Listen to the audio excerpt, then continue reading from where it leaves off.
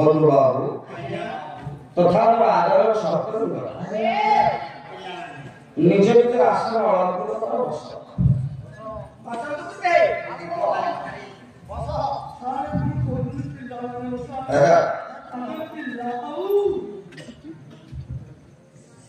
सर्वारु ममारभ्य मम वन्द्य नमस्कार सुवर्ण हृदयता खंडन भव विमुच मुनिज मान सहस्राधिक प्राण बलभ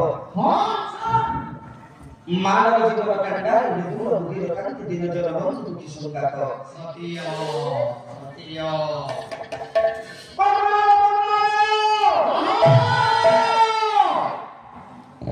सत्यनारायण महाप्रभुंकर अमल कमल विमल पद ध्रुवल तळी एक दिन सेवक सतसहस्र कोटि भक्त को प्रणाम निवेदन ओ मारू दिया तब परे प्रभु दरबार में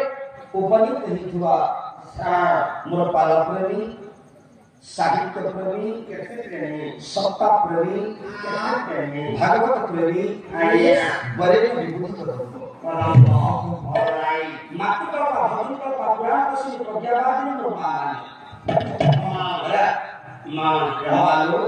आया आपरा जतिक संख्या उपस्थित अछंती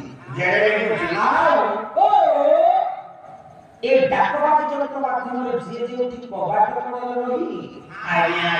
अभिनव अपिंचन मानकर अलड़ा कुंडल दीपक पराकृत भाषा को श्रवण करूछ आपनको एक पुनात्म आदित्य नारायण आया सतसहस्र भूमिष्ठ पड़ा